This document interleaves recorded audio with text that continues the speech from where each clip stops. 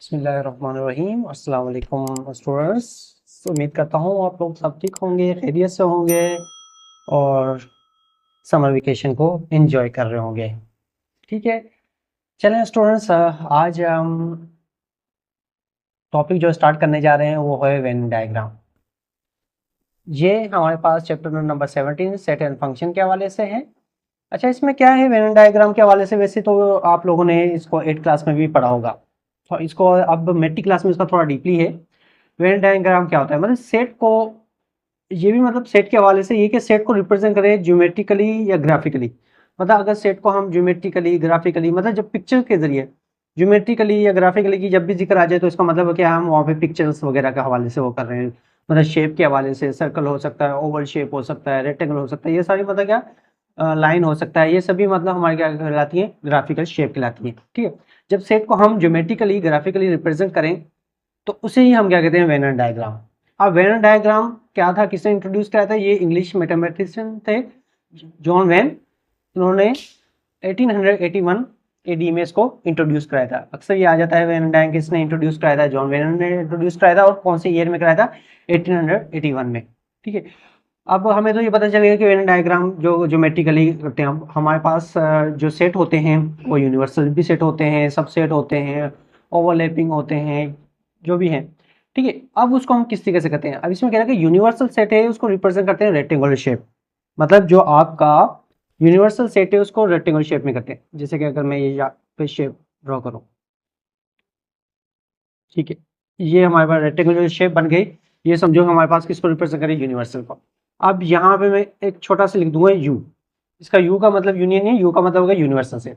मतलब अब जितने भी सेट हैं, जितने भी एलिमेंट्स हैं यूनिवर्सल के, वो सभी हमारे पास इसके अंदर आ जाएंगे, इस शेप के अंदर आ जाएंगे।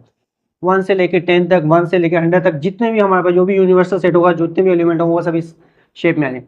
अब उसके बाद जितने भी सेट होंगे ए बी सी डी, हमें पता है जितने भी सेट होते हैं वो सभी क्या होते हैं, सबसेट होते हैं यूनिवर्सल। और जब भी सबसेट का स्टूडेंट जिक्र है ना, सबसेट का मतलब वो उसके इनसाइड होगा। सबसेट का मतलब वो इनसाइड होगा।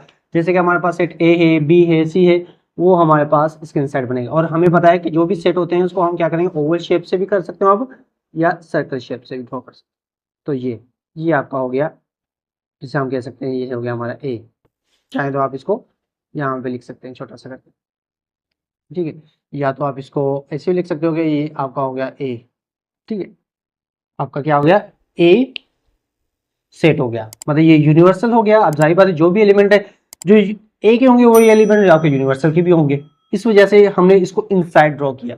जो भी जिसका सबसेट होगा वो समझो कि इसके इनसाइड ड्रॉ होगा। ठीक है, क्लियर होगा स्टूडेंट्स? यूनिवर्सल सेट को हम रेक्टेंगल शेप से ड्रॉ करते हैं, और जो भी हमारे पास दोस्त जो सेट होंगे उसको हम सर्कल शेप से भी ड्रॉ कर सकते हैं या ओवल से भी ड्रॉ कर सकते हैं। ठीक है, अब ये तो हमें पता चलेगा कि ड्रॉ कैसे करते हैं, लेकिन इसकी हल कैसे करते हैं? मतलब इसका कहता है कि सेट का जो ऑपरेशन होता है, इसके रिलेशन होते हैं, उनको भी हमने वेन डायग्राम के हवाले से हल करना है। अब वो कैसे हो सकता है, चलें इसको नोट कर लें आप लोग स्टूडेंट्स। अब हम आगे सॉल्व करते हैं। ठीक है, टॉपिक हम वेन डायग्राम के हवाले से ही पढ़ेंगे आज। हमारा टॉपिक पूरा इसके हवाले से ही। इसमें कह रहा है अगर अगर मेरे पास क्या है, दो डिसजॉइंट सेट है, दो डिसजॉइंट सेट्स हैं ए एंड बी। ठीक है, अगर मेरे पास दो डिसजॉइंट सेट है ए और बी, अब मैं इसको किस तरीके से ड्रॉ करूंगा? अब डिसजॉइंट का मतलब क्या होता है स्टूडेंट्स? डिसजॉइंट का मतलब होता है हमारे पास के कोई भी एलिमेंट्स कॉमन ना हो। पढ़ा था ना हमने स्टूडेंट्स? ये हमने पहले तो रेक्टेंगल शेप लाजमी ड्रॉ करोगे, हमें पता है जो भी सेट होते हैं वो यूनिवर्सल के क्या होते हैं, सबसेट होते हैं। अब चाहे यूनिवर्सल गिवन हो या ना गिवन हो, आपने रेक्टेंगल शेप क्या करनी है, ड्रॉ करनी है। उसके बाद आप डिसजॉइंट में क्या करोगे, जो आप शेप ड्रॉ करोगे ए और बी की, वो दोनों को आप सेपरेट ड्रॉ करोगे। डिसजॉइंट में क्या करोगे, आप सेपरेट ड्रॉ करोगे इसको। जैसे ए और बी, इनमें कोई कनेक्शन नहीं है क्योंकि इसमें ओवरलैप नहीं हो रहा। ओवरलैपिंग का मतलब है मिलना। अब देखिए जाहिर बात है ओवरलैपिंग नहीं हो रहा, डिसजॉइंट है। डिसजॉइंट जॉइंट का तो मिलना, डिस का मतलब नहीं। जाहिर बात है जब अगर वर्ड ही डिसजॉइंट है इसका मतलब ये दोनों आपस में मिलेंगे नहीं। चलें अगर मैं एग्जांपल लेता हूँ, अगर मैं इसको एलिमेंट्स आ जाए तो मैं इसको लिखूंगा कैसे, 1 2 3 है। ठीक है, और बी मेरे पास है जिसके एलिमेंट्स हैं 4 5 6। ठीक है, अब ये दो सेट है मेरे पास ए और बी। अब देखें इनमें कोई भी एलिमेंट्स कॉमन नहीं है जो सेम हो सके, तो हम इसको लिखेंगे कैसे, ऐसे भी लिख सकते हैं 1, इसमें आप कॉमन देने की जरूरत नहीं, ठीक है, 1 2 3, ठीक है। और ये हो गया हमारे पास बी के एलिमेंट्स है 4 5 6, ठीक है, क्लियर स्टूडेंट्स। ये हो गया हमारे पास ए और बी। अब अगर इन्हीं को अगर हम कह रहे हैं कि ए यूनियन बी करें, अगर डिसजॉइंट सेट में हमारे पास स्टूडेंट ए यूनियन बी आता है, तो इसमें हम क्या करते हैं, ए यूनियन बी का मतलब है सब सेटों को मिला के 1 2 3 4 5 6। तो अब क्या करोगे आप स्टूडेंट्स, जो चीज आपके मतलब आंसर में आएगी, अब शेप में आप किस तरीके से रिप्रेजेंट कर सकते हो, ये तो बना हुआ नजर आ रहा है। अब देखने वाला कहेगा कि अब मुझे क्या पता भाई आंसर क्या आ रहा है इसका, क्या 1 2 3 4 5 6 है, 1 2 3 है या 4 5 6, क्यों है, सबकी शेप तो जैसे नजर आ रही है। तो इसमें क्या होता है, यूनियन में जब भी हम करो पहले तो आंसर जो आना चाहिए उसको हम क्या करेंगे, शेडो करेंगे, शेडो इस तरीके से आप कर सकते हो। ये हो गया आपका। अब हमें पता है यूनियन का मतलब है कि इन दोनों सेटों को मिला के रखना, मतलब जो भी दोनों के एलिमेंट्स हैं वो सभी इसमें आ जाएंगे। तो जब भी हम डिसजॉइंट का यूनियन करेंगे तो जो दोनों सेट होंगे वो आपके क्या हो जाएंगे, शेडो हो जाएंगे। ठीक है स्टूडेंट्स, क्लियर हो गया। अब अगर इंटरसेक्शन की बात आ जाए, ठीक है, अगर मैं कहता हूं कि इंटरसेक्शन की बात आ जाए, डिसजॉइंट सेट में अगर इंटरसेक्शन की बात आ जाए, तो मुझे बताइए कॉमन कौन सा है, कॉमन कुछ भी नहीं है। तो अब इसको आप वेन डायग्राम में किस तरीके से रिप्रेजेंट करोगे, वही पहले आप शेप ड्रॉ करोगे, ठीक है। ये हो गया आपका यूनिवर्सल, ये एक सेट हो गया ए और ये हो गया बी, तो इसके एलिमेंट लिखे 1 2 3 4 5 और 6, ये हो गया आपका बी। अब इसमें आंसर हमारे पास क्या आ रहा है, डिसजॉइंट का मतलब है कि कोई भी एलिमेंट्स कॉमन नहीं है, और इंटरसेक्शन में ये कहना चाह रहा है कि क्या होना चाहिए, कॉमन होना चाहिए। तो अब मुझे बताएं क्या इसका आंसर आ सकता है। चलो मैं यहाँ पे लिख देता हूँ कि ये ए यूनियन बी का आंसर है और ये ए इंटरसेक्शन बी का आंसर है। क्या ये दो हो सकता है, इसमें आप क्या करोगे, कोई भी शेडो नहीं करोगे। जब शेडो नहीं करोगे तो यहाँ से ही पता चल जाएगा कि कोई भी आपका एरिया शेडो नहीं है, एरिया शेडो नहीं है, इसका मतलब ये क्या है, नल सेट।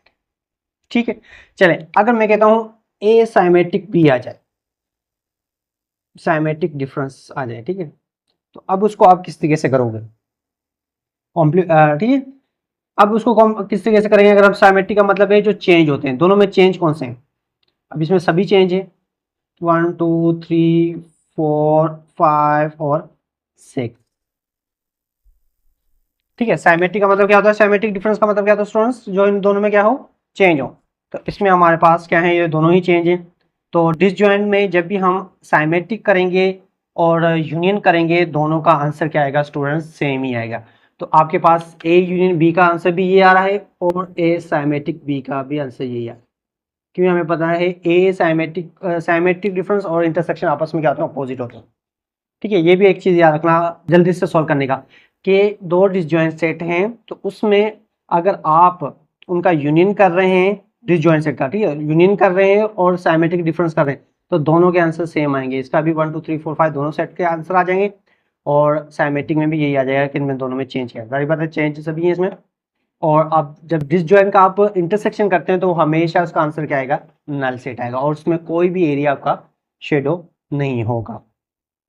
ठीक है, क्लियर हो गया स्टूडेंट्स। चले अब हम लेते हैं डिसजॉइंट से अगर ओवरलैपिंग हो जाए, क्या हो जाए, डिसजॉइंट से ओवरलैपिंग हो जाए, फिर हम उसको किस तरीके से सॉल्व करेंगे।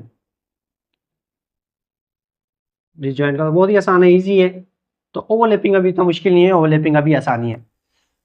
ओवरलैपिंग का मतलब क्या होता है स्टूडेंट्स, मतलब ओवरलैप करना किसी के ऊपर या किसी में एलिमेंट्स मिस करना, या हम कह सकते हैं कि एक दो ऐसे सेट के इनमें से कोई एक ऐसा एलिमेंट्स जो दोनों में कॉमन आ जाए। जैसे मैं कहता हूँ ए के एलिमेंट्स हैं 1 2 3 और बी के एलिमेंट्स हैं मैं कहता हूँ 3 4 और 5, ठीक है। चलें ये मैंने दो सेट बना लिए, अब मैं देखता हूँ क्या ये ओवरलैप है या नहीं। ए के एलिमेंट्स हैं 1 2 3 और बी के एलिमेंट हैं 3 4 5, मतलब जो एलिमेंट्स ए के हैं वही एलिमेंट्स, मतलब बी के एलिमेंट्स जो है वो 3 जो है वो ए से लिया गया। जब ए से लिया गया कोई भी एक एलिमेंट्स कॉमन आ गया तो क्या मतलब क्या आ रहा है, ओवरलैप कर रहा है।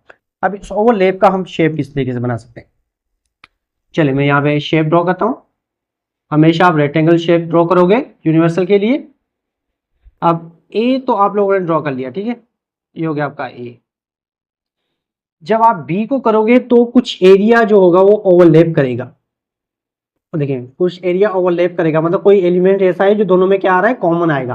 क्यों ओवरलैप का मतलब क्या है कि कोई एक ऐसा एलिमेंट, एक से ज्यादा कोई भी एलिमेंट्स जब क्या है एक या एक से ज्यादा जो भी एलिमेंट्स को कॉमन आए तो वो होगा ओवरलैपिंग सेट्स। तो अब देखिए अब इसमें आप कुछ एरिया को क्या करोगे, दोनों में क्या है, कॉमन आए।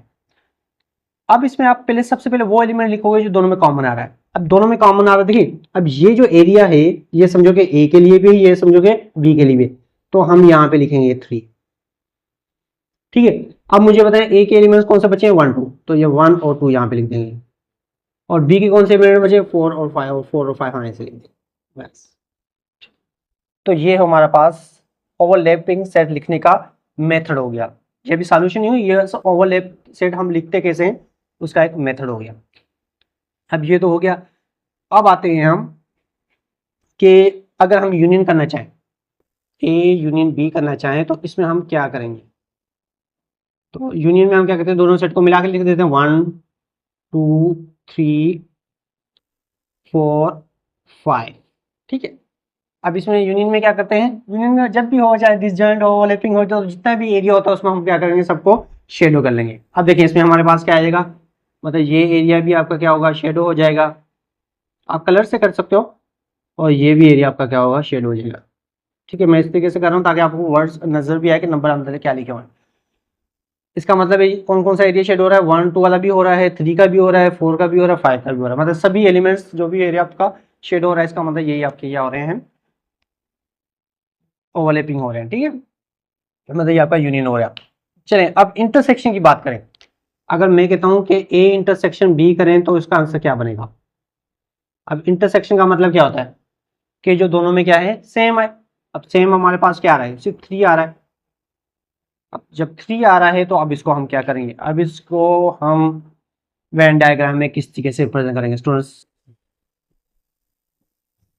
ठीक, तो यहाँ पे आपने बनाया, ठीक है, ये आप क्यों ओवरलैपिंग का तो आपने सारा मेथड तो एक ही है कि आप कोई ना कोई एरिया इसको, तो यहाँ पे 1 और 2 लिखा, यहाँ पे 3 लिखा, यहाँ पे 4 लिखा, ये 5 लिखा।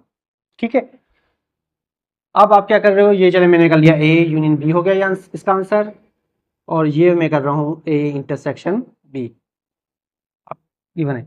अब मुझे बताएं स्टूडेंट्स इसमें आंसर क्या आ रहा है, 3।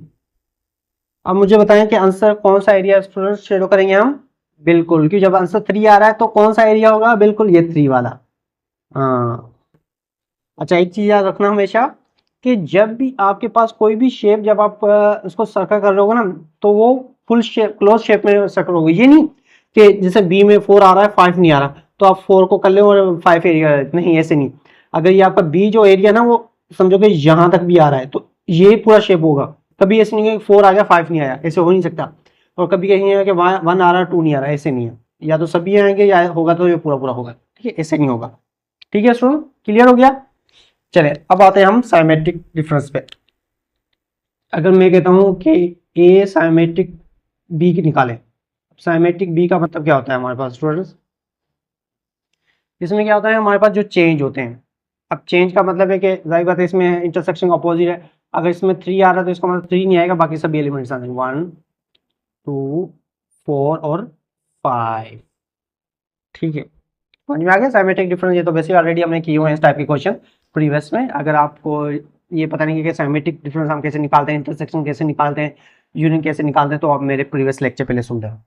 ठीक है, चल अब इसको वेन डायग्राम में हम किस तरीके से रिप्रेजेंट करते हैं। यहाँ पे आप शेप बनाओगे, ठीक है, ये यूनियन बना लिया, ये आपका हो गया ए सेट और ये हो गया आपका बी सेट। ठीक है, यहाँ पे मैं मेंशन कर देता हूँ, मेंशन भी आप लोगों को लाजमी करने स्टूडेंट। ये ना हो कि आप बी पे लिख लो, ए ऐसे लिख लो, ऐसे नहीं। अब एलिमेंट लिखे 1 2 और क्या है 4 5, इसके अलावा है क्या है। ठीक है स्टूडेंट, तो ये आप लोगों ने इसको कर लिया। अब मुझे बताएंगे इसमें क्या आ रहा है कि 1 2 और 4 5 आ रहा है, मतलब 1 2 वाला एरिया आ रहा है, मतलब ए वाला जो एरिया है, और बी 4 5 जो मतलब बीच में ओवरलैप कर रहा है वो एरिया नहीं आएगा। मैंने बताया था जो भी होगा आपका फुल शेप के हिसाब से वो होगा। ये नहीं कि आपका कुछ एरिया आ रहा है कुछ नहीं हो रहा है, ऐसे नहीं होगा। तो ये होगा आपका, इसको आपने शेडो कर लिया, तो इसका मतलब आपके पास आंसर जो आ गया है वो हो गया ए का 1 2 आया हो और बी का क्या है 3 और 4 आ गया। ठीक है स्टूडेंट्स, क्लियर हो गया कि ओवरलैपिंग का और हमारे पास क्या है डिसजॉइंट की हम इंटरसेक्शन सिमेट्रिक यूनियन कैसे कर सकते हैं। चलें ये तो हो गया। चलें अगर सबसेट हो जाए, क्या हो जाए, सबसेट हो जाए तो हम उसको किस तरीके से सॉल्व करेंगे स्टूडेंट्स।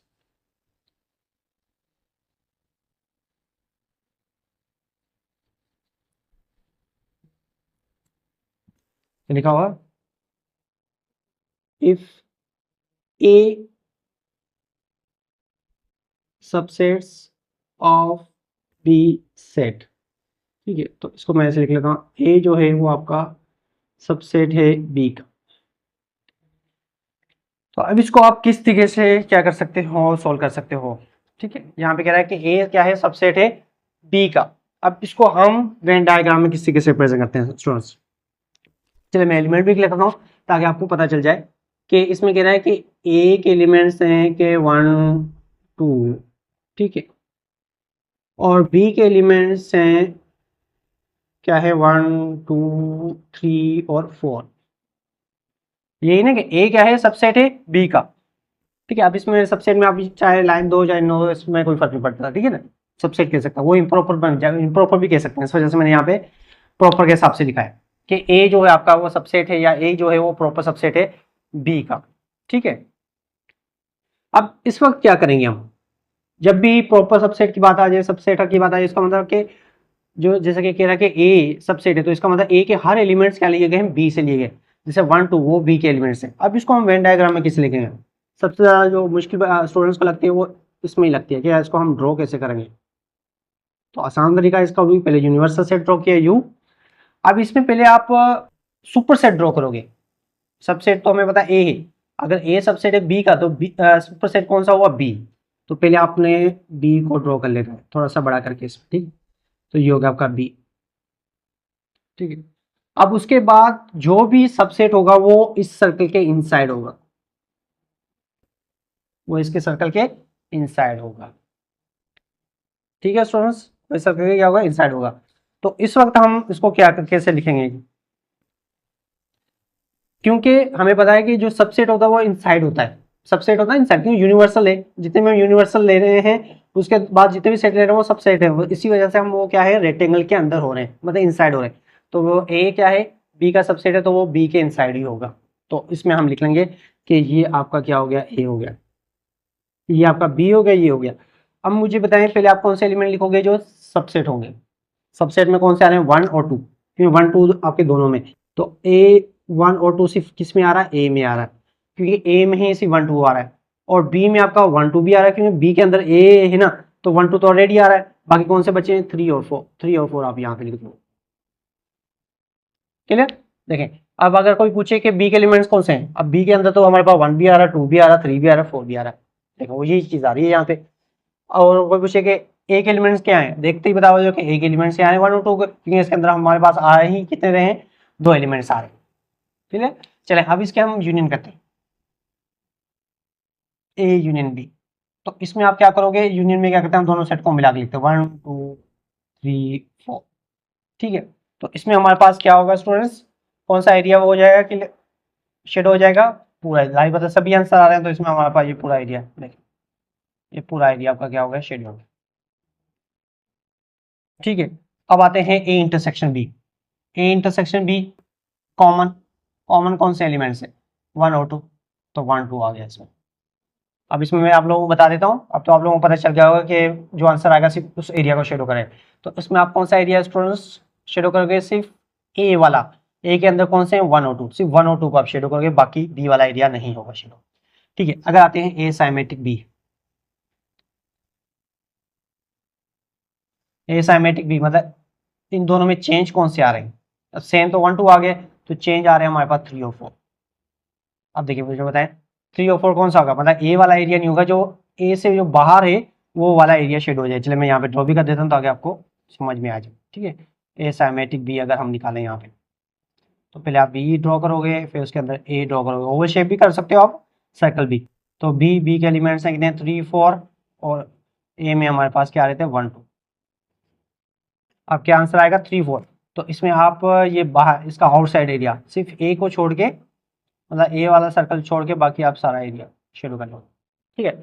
बिल्कुल, ये इस तरीके से आपके क्या हो जाते हैं, ये सर्कल ड्रॉ हो जाते हैं, ठीक है स्टूडेंट्स। क्लियर हो गया। और इसी हवाले से, इसी तरीके से हमारे पास क्या होता है, यूनियन होता है, इंटरसेक्शन होता है, कॉम्प्लीमेंट होता है, ये सारी चीज़ें हो जाती हैं। फिर उसके बाद हमारे पास प्रॉपर्टीज़, जो हमारे पास क्या होती हैं, एसोसिएटिव प्रॉपर्टी है, कम्यूटेटिव प्रॉपर्टी है, डिस्ट्रीब्यूटिव प्रॉपर्टी है, वो सभी आपके क्या इसमें, इस वेन डायग्राम में मदद से हम रिप्रेजेंट कर सकते हैं। चलें, अब जब हम एक्सरसाइज सॉल्व करेंगे तो इसके साथ साथ में आप लोगों को वो प्रॉपर्टीज़ भी सॉल्व होती जाएंगी, तो आप उसमें समझ लेना, ठीक है। तो आज का लेक्चर यहाँ पे एंड हुआ। अपना ख्याल रखिएगा। ओके स्टूडेंट्स, अल्लाह हाफिज़।